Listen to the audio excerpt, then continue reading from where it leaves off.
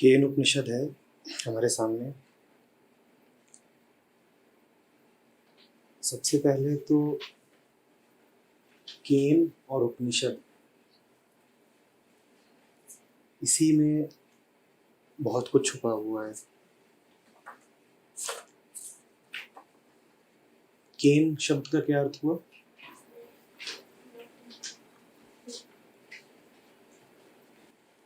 केन शब्द का क्या अर्थ है? कौन है?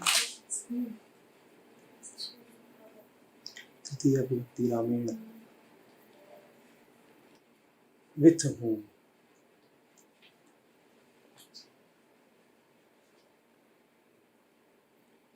किसके द्वारा?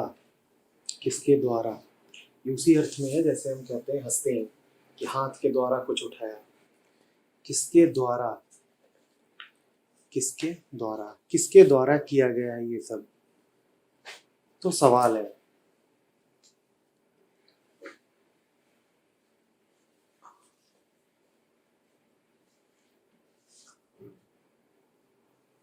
उपनिषद भी आ सके उससे पहले क्या आया है? सवाल। सवाल न हो तो उपनिषद का भी कोई सवाल ही नहीं उठता। सवाल न हो तो उपनिषद का भी कोई सवाल ही नहीं उठता। आज भी हम यहाँ पर बैठे हैं तो क्यों बैठे हैं? किसी के मन में सवाल उठा, ठीक है, तो एक आदमी की जिज्ञासा थी, उसके फलस्वरूप अभी यहाँ पर 5-6 लोग बैठे हुए हैं। वो जिज्ञासा, सवाल, वो मूल में है, परमावश्यक, उसके बिना नहीं हो पाएगा। श्रद्धा नहीं है, विश्वास नहीं है, जिज्ञासा है, जानना है। उत्तर बाद में आते हैं, कई बार नहीं भी आते हैं, कई बार सिर्फ इशारे रहते हैं, लेकिन सवाल बड़ा स्पष्ट है, बिल्कुल स्पष्ट है। पहले ही सूत्र लेंगे, उसमें कितने सवाल हैं उसको गिनेंगे। सिर्फ गिनती बता देगी कि सवाल साफ है, तीखे हैं, वेल पॉइंटेड हैं और जानने की पूरी कोशिश है, एकदम आतुर आदमी है कि जानना है। जब ये स्थिति होती है तब उपनिषद का जन्म हो सकता है। जब ये स्थिति होती है जहां पर आप सवाल पूछने के लिए बेताब, सिर्फ तभी उपनिषद का जन्म हो सकता है। उपनिषद शब्द में इतना तो छुपा हुआ है कि भाई साथ बैठे और साथ बैठने के फलस्वरूप एक प्रक्रिया घटी। उप साथ निषद, बैठे और बैठने के फलस्वरूप एक प्रक्रिया घटी, उसी प्रक्रिया का नाम है उपनिषद। लेकिन कोई साथ बैठे ही क्यों अगर जिज्ञासा ना हो? तो उपनिषद से पहले आती है जिज्ञासा। और शायद ये कहा जा सकता है कि अगर जिज्ञासा होगी तो उपनिषद पैदा हो ही जाएगा किसी भी तरीके से। अगर जिज्ञासा होगी तो उपनिषद का पैदा होना पक्का है। इधर नहीं तो उधर किसी न किसी तरीके से कोई मिल ही जाएगा, कोई स्थिति पैदा हो ही जाएगी जिसमें when the student is ready, the teacher appears. Right, when the student is ready, the teacher appears. तो केन है वो स्टूडेंट, वो शिष्य जो अब तैयार है, और उपनिषद है वो घटना जो उस तैयारी के फलस्वरूप घट रही है। ठीक है। केनेशितं पतति प्रेषितं मनः, केन प्राणः प्रथमः प्रैतियुक्तः, केनेशितां वाचमिमां वदन्ति चक्षुः श्रोत्रं क उ देवो युनक्ति।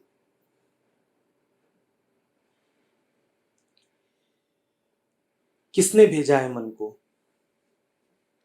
मन बहुत सारे चक्कर चला रहा है, मन की दुनिया है, मन के रंग हैं, चारों तरफ मन ही मन का विस्तार दिख रहा है। पर मन का विस्तार किसने किया है? संसार मन में समा जाता है, ठीक है, समझने वाले इतना आसानी समझ सकते हैं कि इस पूरे संसार का जो फैलाव है वो क्या है? मन है। और मन का जो फैलाव है वो क्या है? वो कहां से आया?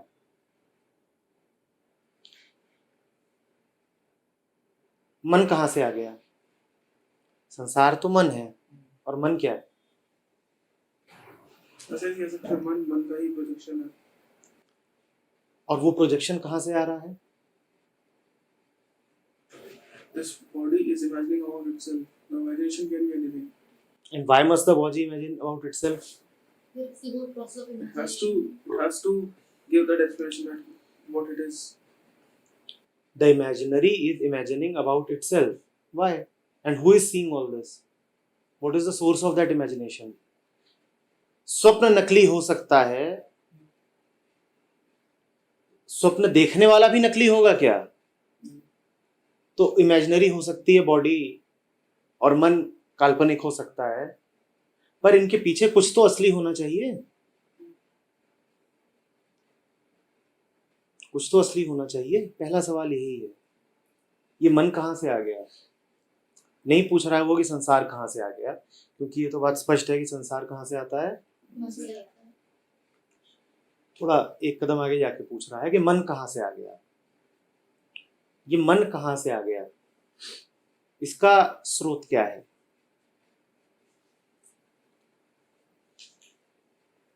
जो ये सवाल न पूछे उसके लिए उपनिषद वैसे भी फालतू ही है।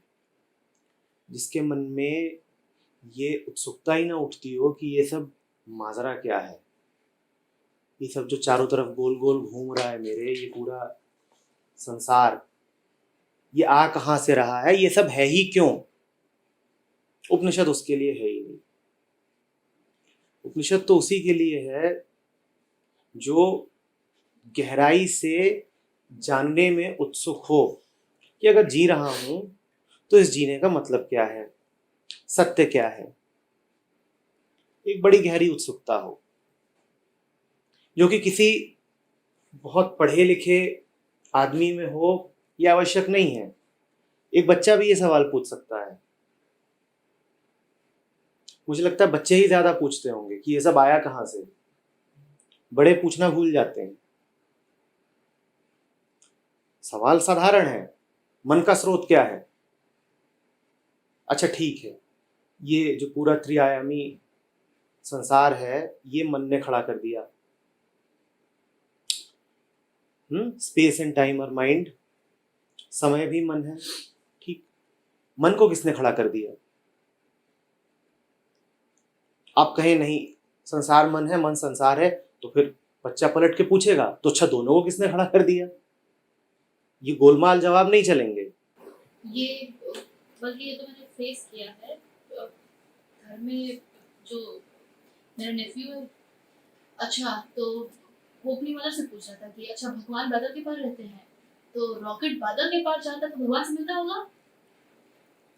अब जब सब लोगों ने पहले ही जो पूरा पूरा ढांचा ही है वो नकली बना रखा, तो उत्तर कहाँ से असली मिल सकता है? और ये तो देखा मैं अब तो मैं फेस करना मैंने कर दिया है। 3 साल जब ये शब्द बहुत आ जाते हैं मुंह में, तो ऐसे प्रश्न फूटते हैं, और ये करीब 6-7 साल तक प्रक्रिया चलती रहती है, जिसके बाद कंडीशनिंग के द्वारा बिल्कुल समाप्त कर दी जाती है ही ऐसा ही है। हाँ, मान लो, बिल्कुल ऐसे मान ही। लो। ये कैसे हुआ? वो मतलब प्रश्न तो मेरे पास ऐसे अजीब सा था कि मुझे एक्सप्लेनेशन ही नहीं मिलता। बंदर गिर कैसे गया? अब कैसे गिरा, कैसे एक्सप्लेन करें? कोई बड़ी बात नहीं हो कि जो जिसने लिखा है वो बिल्कुल बालक वृत्ति ही हो, होना ही पड़ेगा उसको। ये जो सुलझे हुए समझदार लोग होते हैं वो ये पूछ ही नहीं पाएंगे। क्यों पूछेंगे? और आगे तो और खतरनाक सवाल है, जबान की जबान क्या है, आंख की आंख क्या है। बड़े थोड़े ही पूछेंगे ये सवाल। जीवन है, ठीक है, जीवन क्यों बढ़ रहा है आगे, समय क्या है, प्राण क्या है, क्या है प्राण? आप कह सकते हैं कि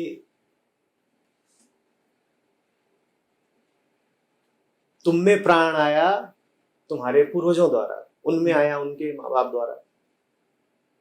तो पहले वाले में कहाँ से आया?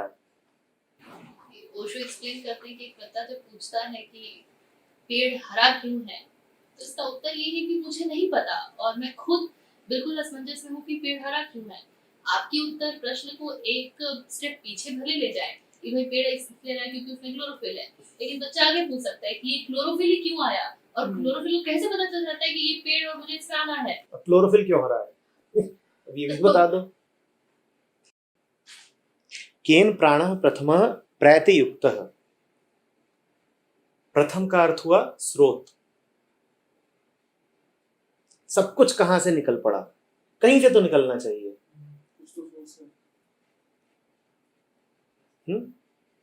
कुछ तो स्रोत होगा। कहां से आ रहा है सब कुछ? ठीक है, चारों तरफ अब हजारों तरीके की बायोडायवर्सिटी दिखती है। इतने सारे अलग अलग तरीके के प्राणी हैं। प्राणी तो हैं, प्राण कहां से आता है? उसका उद्गम बताओ। हम नहीं पूछते, हम नहीं पूछते, बिल्कुल नहीं। कोई मतलब क्या है? खरगोश खरगोश क्यों है? चीटा चीटा क्यों है? पारस पारस क्यों है? कोई नहीं पूछते। अभी कोई बहुत पंडिताई की बात है जो लिखी हुई है, और ये केन उपनिषद है।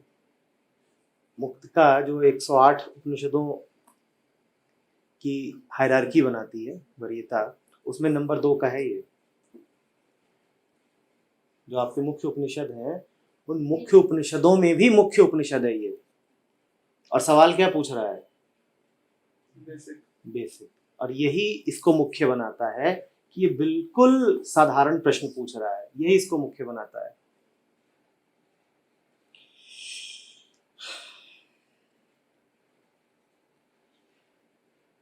केनेशिताम वाचमिमाम वदन्ति। जो शब्द मुंह से निकल रहा है, कहां से आ रहा है? कहां से आ रहा है? ये भी कहां से आ रहा है? स्रोत क्या है? वही प्रथम तक जाने की आकांक्षा, उससे पहले रुकना नहीं है। और प्रथम को नहीं जाना तो कोई फायदा नहीं है ना।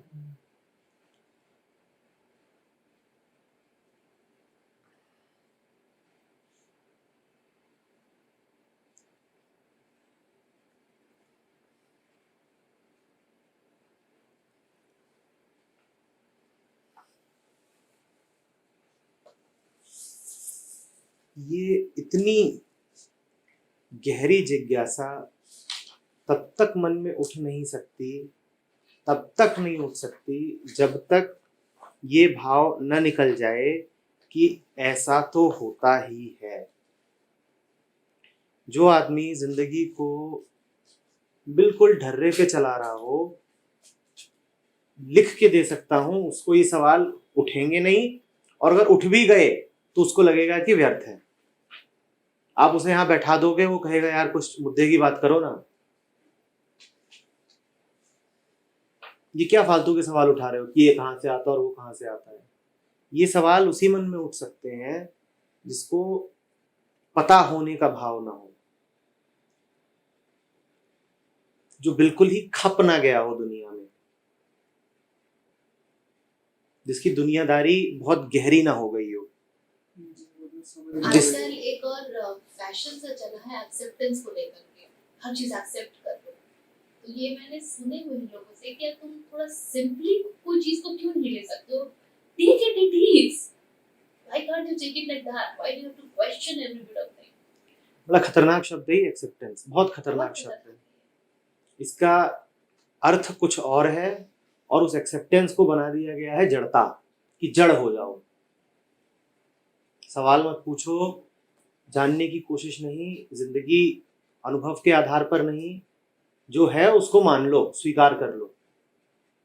ये एक्सेप्टेंस का ये अर्थ बिल्कुल भी नहीं है। एक्सेप्टेंस बिल्कुल कोई दूसरी बात है। एक्सेप्टेंस, जब कोई कहे कि एक्सेप्ट इट, तो पूछो एक्सेप्ट व्हाट।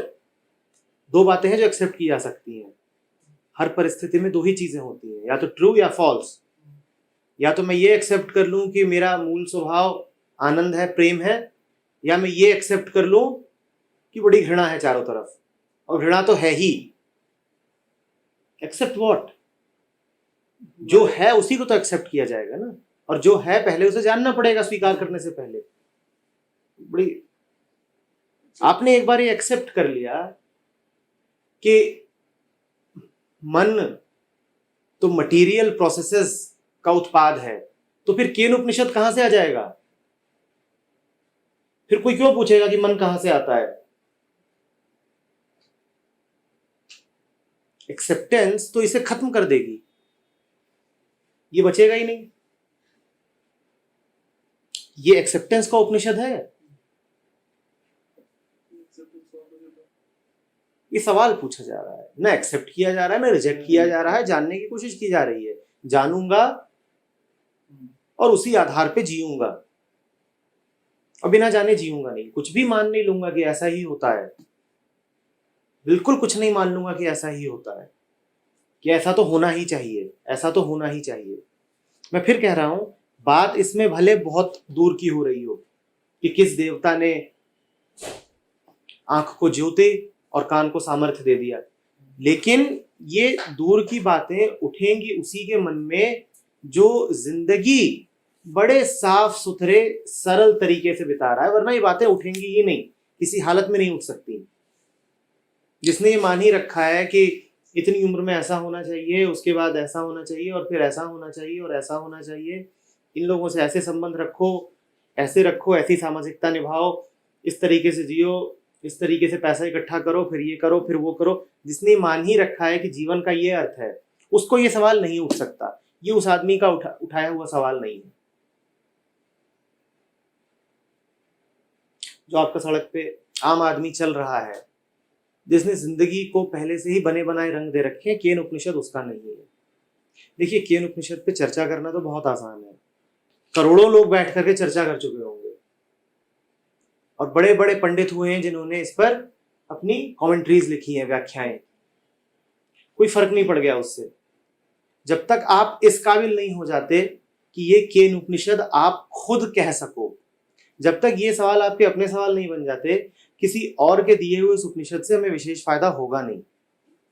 जीवन ऐसा हो कि वो इस उपनिषद को जिए, जीवन ऐसा हो जिसमें इतनी जिज्ञासा हो, जानने की एक प्रबल उत्कंठा कि मुझे पता होना चाहिए, नहीं क्यों। जीवन ऐसा हो जो पलट पलट के बार बार पूछे कि नहीं क्यों, नहीं क्यों। तब तो केन उपनिषद सार्थक हुआ, नहीं तो बैठ के पढ़ते रहिए, उससे कुछ हो नहीं जाएगा।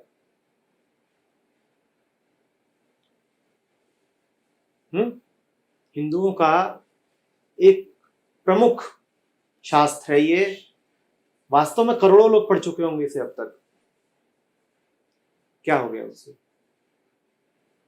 उपनिषद पढ़ा नहीं जाता, उपनिषद हुआ जाता है। होना पड़ेगा, जिंदगी ऐसी बितानी पड़ेगी। उसके बाद कोई फर्क नहीं पड़ता कि आप इन्हीं शब्दों में ये सवाल पूछ रहे हैं कि नहीं पूछ रहे, कोई फर्क नहीं पड़ता। सवाल होना चाहिए। शब्द आपके अलग हो सकते हैं, भाषा अलग हो सकती है, होनी ही चाहिए। ये किसी और समय में लिखा गया था, आज का समय अलग है, भाषा अलग होनी ही चाहिए, लेकिन सवाल तो हो। और ऐसा ही बचकाना सवाल, बिल्कुल बचकाना ही, बच्चे से आता हुआ,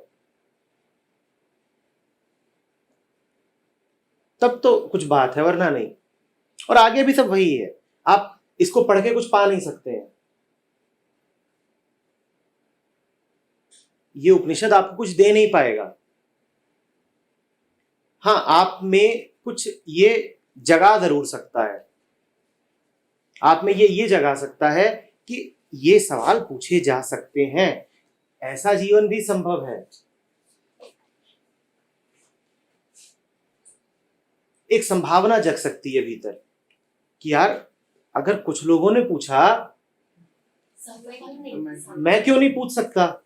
सर बहुत सारे क्वेश्चंस होते हैं, सवाल होते हैं, बहुत सारी बात होती है, आदत ऐसी बन चुकी है, या तो उन्हें इग्नोर कर देते हैं या ध्यान ही नहीं देते, बिल्कुल ध्यान ही नहीं देते। हम खुद ही मार देते हैं। इसके बाद मैंने महसूस किया है, मैंने भी मारा है और इससे मुझे अच्छी तरह पता है। इसके बाद शायद ये होगा कि अगली बार जो सवाल मन में आएगा उसे मरना तो नहीं देंगे कम से कम। और ये याद रखना कि हमारे मन में जो सवाल आ रहा है वो इससे ज्यादा बचकाना तो नहीं हो सकता। कतई बचकाना सवाल है ये।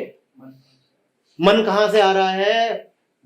वाणी के पीछे कौन बैठा हुआ है, आंख का प्रोजेक्टर कौन चला रहा है, कान की मशीन कौन ऑपरेट कर रहा है, ये इस तरीके के सवाल हैं।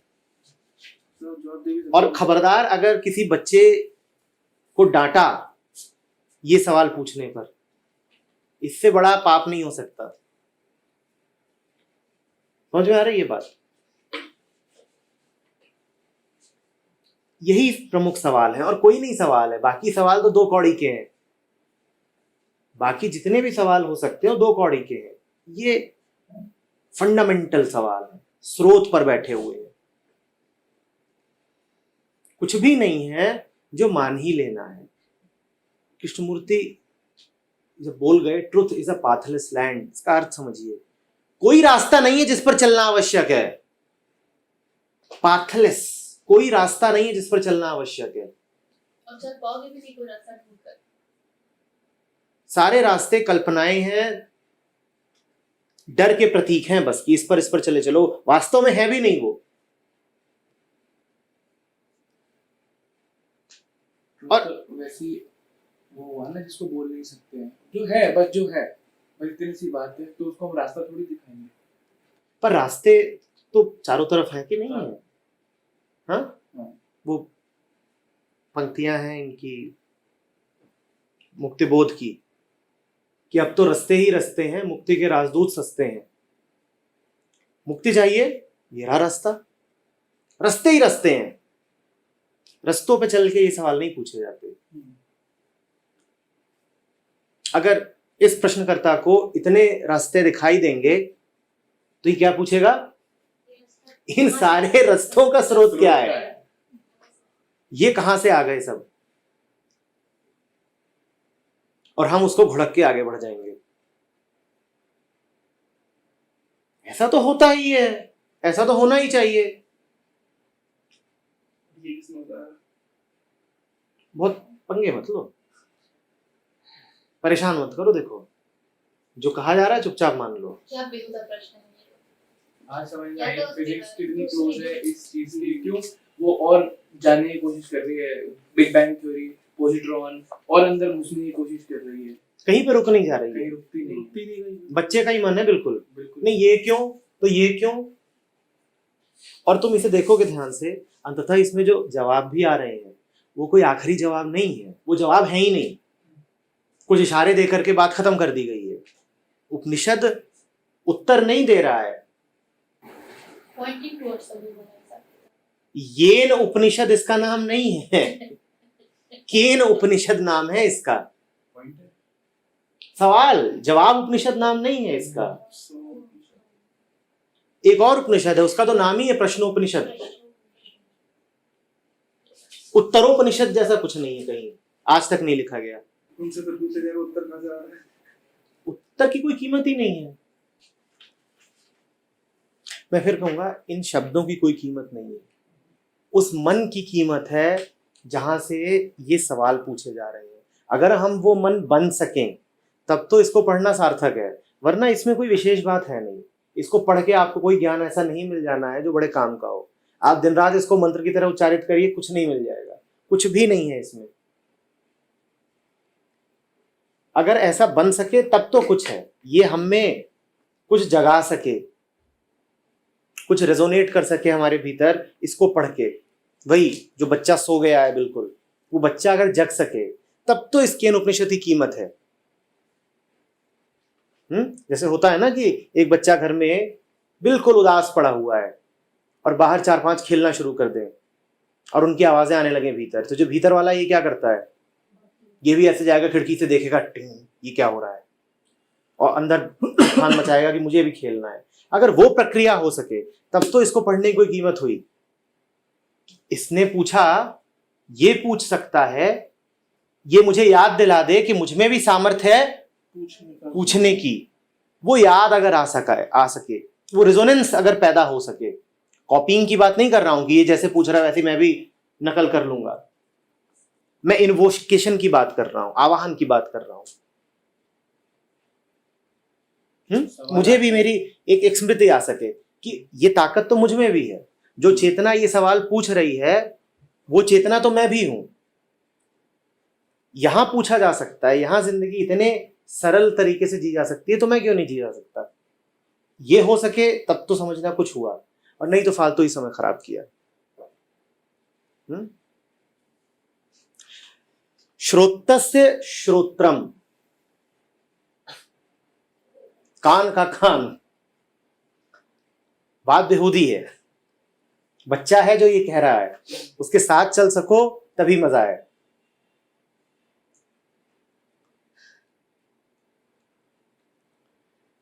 मनसो मनो,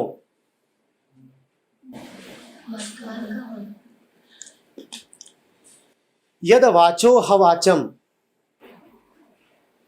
ये जो शब्द है सौ प्राणस्य प्राणः।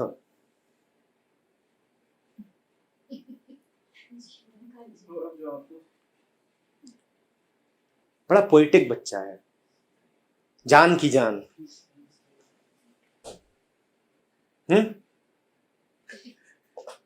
आंखों की आंख।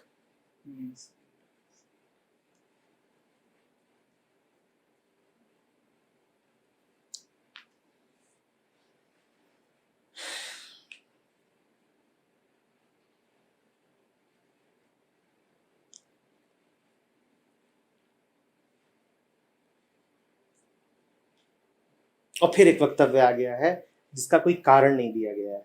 क्या है वक्तव्य? The wise are released beyond and they pass from this world and become immortal. ये क्या है जो मर सकता है? ये शरीर मर सकता है, मन मर सकता है, और जो नहीं मर सकता है वो जो विटनेसर हम जिसकी बात करते हैं। पानी खत्म हो जाएगा झरने का, और होता ही रहता है लगातार। बहना शुरू किया नहीं कि उससे खत्म होने की यात्रा भी आ गई। कुछ इधर छिटकेगा, कुछ भाप बन जाएगा, कुछ जा करके समुद्र में मिल जाएगा। जो स्रोत है वो भी खत्म होता रहता है क्या? बहना किसका स्वभाव है? पानी का, या स्रोत का भी है? स्रोत भी बहता रहता है पानी के साथ। अभी आ रहे हो टाइगर फॉल से, क्या बह रहा था वहां पर? पानी। या वो उद्गम भी बह रहा था?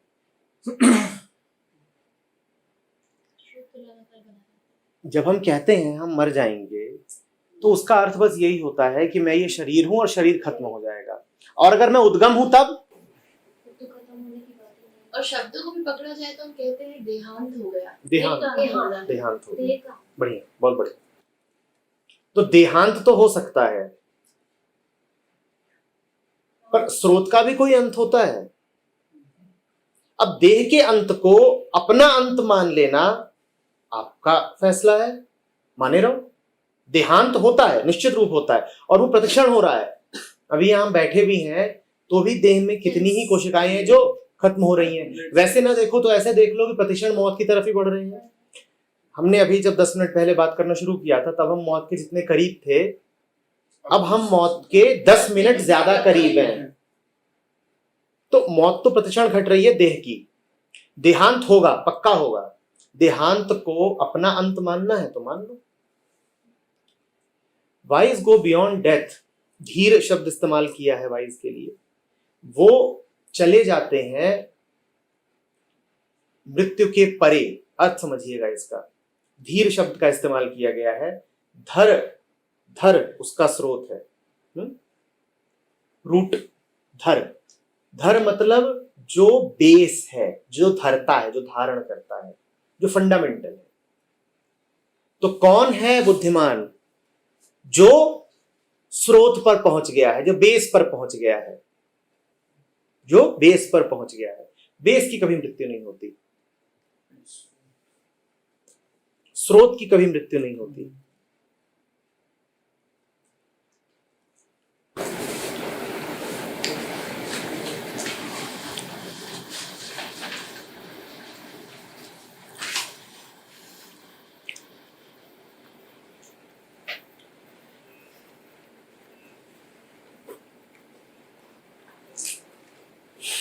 दिस वर्ल्ड जो है मन की दुनिया है या अभी जो हमारे आंखों के सामने जो भी घट रहा है वही है? दिस वर्ल्ड जिस वर्ल्ड एक ही वर्ल्ड है, यही यही यह संसार।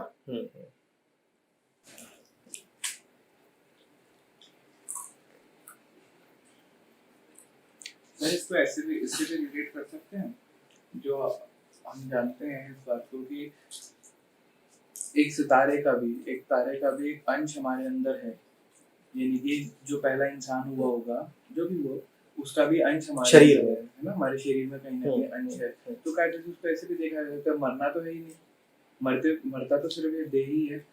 देखो, देह का अर्थ यही है कि ये कॉन्फ़िगरेशन बना रहे हैं। बाकी तो हमें पता है matter can not be destroyed, तो जला भी दिए जाओगे तो गैस वैस बन जाओगे, राख बन जाओगे, यही होगा। पर फिर भी मृत्यु तो घटित होगी ही, क्योंकि कॉन्फ़िगरेशन टूट गया। और सर मृत्यु भी किसकी होती है, जो इस समय चल रहा है ना कि मन की, अगर ध्यान दिया जाए तो बाद में सोचना ही तो, वरना एक अलाइव बॉडी और एक डेड बॉडी में फर्क क्या है? वो अलाइव बॉडी सोचती है और डेड बॉडी सोचती नहीं है। तो ये लेकिन सबसे पहले बिल्कुल गहराई से मान लेना होगा कि शरीर और मन ये तो खत्म होने ही होने हैं। ये फैसला मेरा है कि मुझे उनके साथ अपने आप को जोड़ के देखना है कि नहीं देखना है। भाई मैं ये कर सकता हूं कि मैं ये दीवार हूं, और जिस दिन दीवार टूटे मैं क्या घोषणा कर दूं? मैं मर गया। दीवार टूटेगी, ये फैसला मुझे करना है कि मुझे अपने आप को इस दीवार के साथ जोड़ के देखना है कि नहीं देखना है।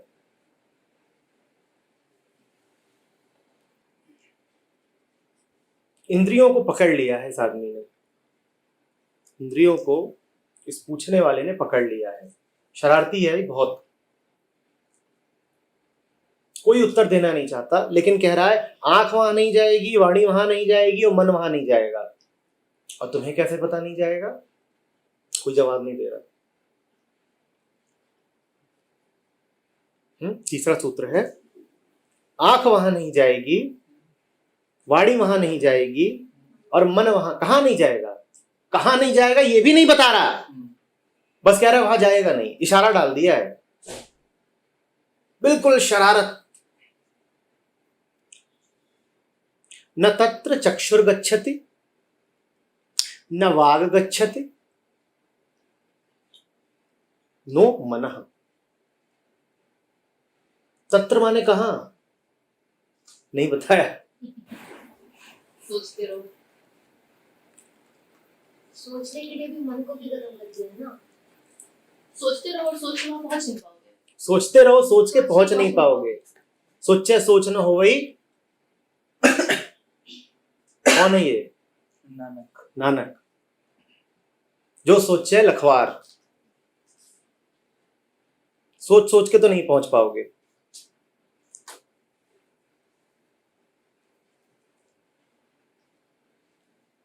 पर यह पक्का पता है कि तत्र जैसा कुछ है जरूर,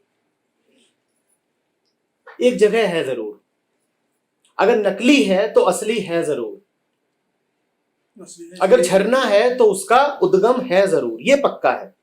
झरना होने का सबूत यही है। झरना है इसका सबूत यही है कि कहीं पीछे कुछ छाया है तो ओरिजिनल चीज भी है जरूर।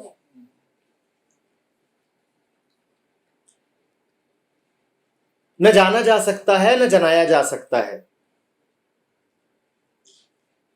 न जाना जा सकता है न जनाया जा सकता है। क्या ये नहीं है? तो ये उन्हीं के लिए है उपनिषद जिनको पहले ही ऐसी प्रतीतियां हो रही हों। बाकियों के लिए तो एक बड़ी खाली पहेली बन जाएगी जो उन्हें सिर्फ चढ़ा सकती है। न जाना जा सकता है न जनाया जा सकता है।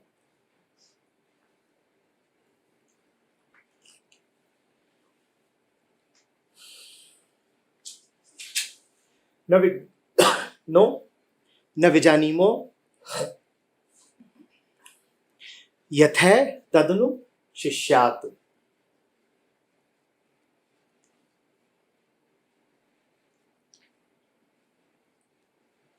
ये नाम देना भी गलत होगा कि अनजाना है। न जाना है न अनजाना है, क्योंकि मन ने यह भी अगर कह दिया कि अनजाना है तो मन के भीतर हो गया, मन की टेरिटरी में आ गया, आगे लेबलिंग हो ही गई ना। लेबल लग गया, नाम हो गया। न जाना है न अनजाना है। कौन सी प्रक्रिया चल रही है ये? नेति नेति। जब मन के पार है तो नेति नेति के अलावा आप और कुछ कर भी नहीं सकते।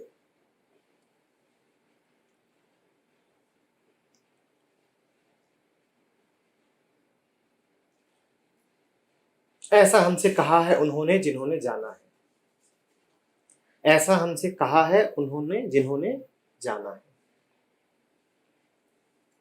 कहा तो बहुतों से गया है, पर कोई ही है जो उस कहने को जी पाया है। मैं बार बार इसी पे वापस आऊंगा कि इन शब्दों का कोई मोल नहीं है कि आंख की आंख, जबान की जबान, जाने से परे और अनजाने से परे, इन बातों का कोई मोल नहीं है। ये करीब करीब ज़ेन कुआन ही है। ये करीब करीब कुआन है जो अपने आप में कोई विशेष महत्व नहीं रखते। महत्व उनका इसमें होता है कि आपके भीतर वो क्या जगा रहे हैं, इशारा किधर को कर रहे हैं, आपको क्या बना दे रहे हैं।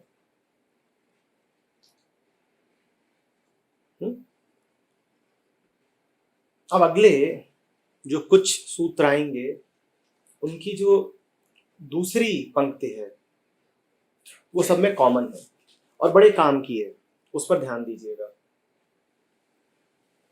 जो पहली पंक्ति होगी वो फिर से एक साधारण सी बात कह रही होगी, दूसरी पंक्ति दोहराई जाएगी और ये जो दोहराया जा रहा है कोई कारण है कि इसको दोहराया जा रहा है। कहने वाले ने जरूरत समझी है कि बात महत्वपूर्ण है, इसे बार बार कहा जाए, इसीलिए उसको दोहरा रहा है। क्या दोहराया जा रहा है? तदेव ब्रह्म त्वम विद्धि नेदम यदि तमुपासते। हमने पहली पंक्ति पढ़ी भी नहीं है, दूसरी पर आ रहे हैं। मैं समझ रहा हूं दूसरी का ही महत्व ज्यादा है। और देखिए कितनी बार वो जो दूसरी है वो रिपीट हुई है, गिने। 1 2 3 4 5। कोई वजह है, कोई कारण है, उसको समझना पड़ेगा। अर्थ क्या है इस पंक्ति का?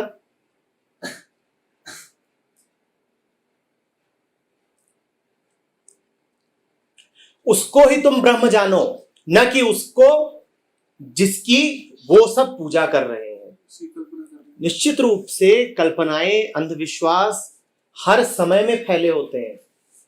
निश्चित रूप से उस समय भी बहुत लोग थे जो अपने ही मन के आकारों की पूजा कर रहे थे, उसे ब्रह्म जान के, सत्य जान के। जो छायाओं की पूजा कर रहे थे उसे मूर्त जान के। एक और छाया ना पैदा कर दे, एक और भ्रम ना पैदा कर दे, शायद इसीलिए सिर्फ इशारे किए गए हैं। जो पहली पंक्ति है वो क्या बोलती है? यद्वा चाननभ्युदितम येन वाग्भ्युद्यते, वह शब्द जिसे पकड़ नहीं सकता, पर वह जिसके द्वारा, जिसके सामर्थ्य से, जिसकी वजह से शब्द उच्चारित होता है, उसको ही तुम ब्रह्म जानो, न कि उसको, न कि किसको, जिसकी ये चारों तरफ उपासना चल रही है। जगराते आज ही नहीं चालू हुए हैं। यज्ञ तो तब भी होते ही थे, सूर्य देव है, सबको देव बना ही दिया। तब भी मूढ़ों की कमी नहीं थी जो सत्य को अलग अलग तरह की कल्पनाओं में बांधने की कोशिश में लगे। इशारे को ही पकड़ के उसकी हाँ, करते हैं। हाँ, इशारे का और भी ज्यादा। हाँ।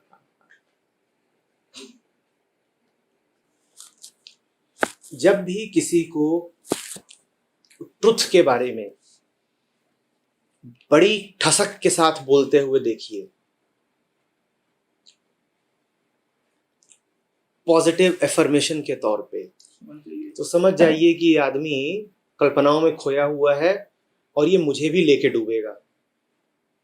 देख रहे हो कितने आदर के साथ, कितनी सूक्ष्मता से ब्रह्म की ओर बड़ा एक हल्का इशारा भर किया जा रहा है। ये धृष्टता की ही नहीं जा रही कि मैं बहुत ज्यादा बोलूं, बस इतना बोल दिया गया कि वाणी जिसे बोल नहीं सकती, पर जो वाणी के पीछे की शक्ति है वही ब्रह्म है। पांडित्य बखानने का प्रयोजन नहीं है। कोशिश ही नहीं की गई है कि ब्रह्म की बड़ी व्याख्या कर दी जाए। ब्रह्म माने सिर्फ रियलिटी, ब्रह्म माने और कुछ नहीं, सत्य, ट्रुथ। ये कोशिश ही नहीं की गई है कि बहुत ज्यादा कुछ बोला जाए। बड़ी ह्यूमिलिटी है, गहरी ह्यूमिलिटी है। ये दंभ है ही नहीं कि मैंने सच को मुट्ठी में पकड़ लिया है और अब मैं उसको मजेदार बात है। जो पकड़ लेता है उसको बड़ा आनंद आता है फिर परोसने में भी। होता यही है। ये तुम देख रहे हो ये आदमी कितना विनीत है। सर सीधा सीधा अगर फिर बोल दिया जाएगा, फिर वही बात है ना, लेबलिंग कर दी वो चीज के ऊपर कि अब वो ये था तो सर डेथ से डेथलेसनेस में, डेथ टू डेथलेसनेस में उसको बोल ही नहीं सकते। मतलब कह के भी अगर ध्यान से देखो तो कुछ कहा नहीं है। हाँ। इतना ही कहा है, शब्द जिसकी ओर नहीं जा सकते, पर जो सब शब्दों का आधार है उसी को ब्रह्म जानो। कुछ भी नहीं कहा है। ये आदमी असली है, ये कोई दावे कर ही नहीं रहा। इसने कहने को कह दिया है, पर देखो ध्यान से, क्या कुछ भी कहा है? कुछ भी नहीं कहा है। असल में ये वही कह रहा है जो लाओ त्सु कहता है, पहली बात, कि सत्य के बारे में कुछ भी कहा तो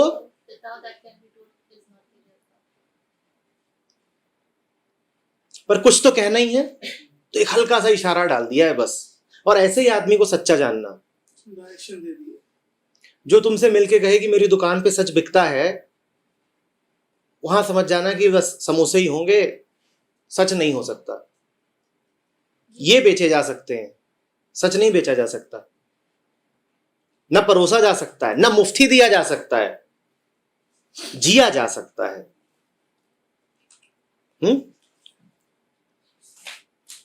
आगे भी ऐसा ही है, कुछ कह ही नहीं रहा। कहने वाला आपको भ्रम में डाल रहा है कि कुछ कह रहा है, कह कुछ रहा ही नहीं है। ये ब्रह्म और ब्रह्म, इसमें बड़ी वो है ना, ब्रह्म जो है ब्रह्म से नहीं निकल सकता।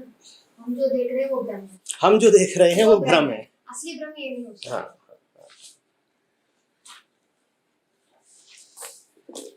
फिर वही कहा है, यन मनसा न मनुते येना हुर्मनो मतम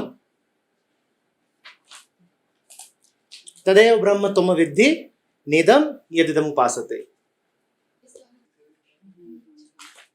वह जिसे मन सोच नहीं सकता, पर जिसके द्वारा मन सोच में प्रविष्ट होता है, बस उसी को ब्रह्म जानो।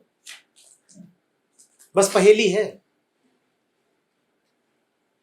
तुम उसे देख नहीं सकते, पर तुम्हारे देखने के पीछे वही बैठा है, उसी को तुम ब्रह्म जानो।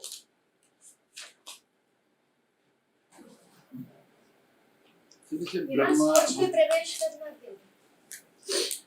सोचना, सोचना, बस सीधे सीधे सोचना। तो वो कैसे? अगर सोच ही नहीं बन सकता है, then why is he saying that सोचना?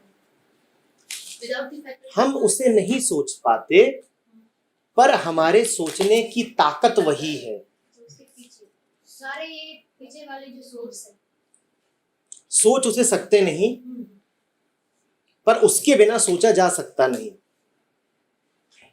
आप उसे नहीं सोच सकते, पर उसके बिना सोचना संभव नहीं है। सर ब्रह्मा क्रिएटर ही तो है ना? ब्रह्म की बात हो रही, ब्रह्मा नहीं बात हो रही है यहाँ पर। ये ब्रह्म जो ट्रुथ, ये वही वाला है। और जो ब्रह्मा है वो कुछ बोल रहा है, खिलौना। उसका एक वही स्टोरी था कि एक नर्स है, बच्चे को स्टोरी कहा जा रहा है कि ये 14 लोग है, उसमें 3 एक आदमी है, राजा था, उसने 3 शरीर धारण किए थे, एक पीला, एक वाइट और एक चौक का धारण किया है। तो ये बने ब्रह्मा विष्णु से। ये जस्ट स्पिरिट जो स्पिरिचुअल लिटरेचर्स हैं बस मनुष्य को समझाने के लिए एक इशारा, क्योंकि मन तो ये मानता कुछ भी नहीं है। नहीं है। देखिए, ऐसा कुछ आता है कहीं, ये कुछ भी नहीं है और इसको स्पिरिचुअल लिटरेचर कहना भी नहीं चाहिए। ये वही है खिलौने। ये तो मन के उपकरण मन को है, शांत मन करने को- के लिए ये कहा कोई जाता है। शांत नहीं होता, इनको सुन के कोई नहीं शांत हो जाता। पांडित्य बताने के लिए। आपके पुराण जो हैं उनका सबसे ज्यादा इस्तेमाल किया जा रहा है इस वक्त मन को अशांत करने के लिए। मन कहानियों से नहीं शांत होता, मन अपने ही द्वारा रची गई कंडीशन फैंटेसीज, तो होता है उससे। सिर्फ कंडीशन ही हो सकता है। ये सारी बातें इधर उधर की, उनसे नहीं हो जाता है मन शांत। थोड़ी देर भी शांत। बिलीव बनाने के लिए बस इस्तेमाल कर जा सकते हैं कि एक और बिलीव दे दो, 3 बिलीव, दिल को बहलाने को। थोड़ा देर शांति बन जाती है। ये सब उस मन का काम है जो उत्तर खोजते हैं, जो केन उपनिषद तक पहुंच सकते हैं। मेरे लिए ये नहीं पूछा। मिल गया उत्तर, अब क्या करना है? उसका ब्रह्मा। जगत कहाँ से आया? Next question. जगत कहाँ से आया? ब्रह्मा ने बनाया, खत्म हो गया। ओके। ओके। ओके, अब क्या करना है कि केन उपनिषद। Question 2.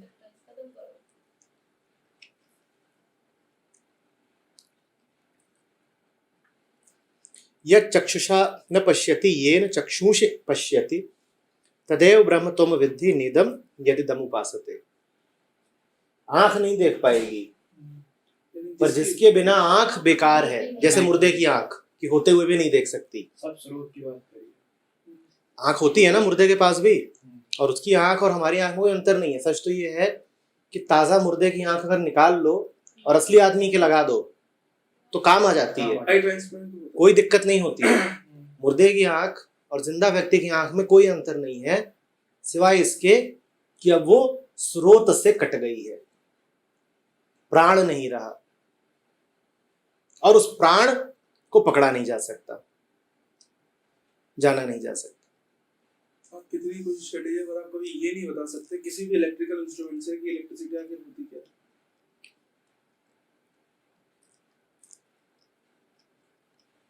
और उसके बिना सब बेकार है।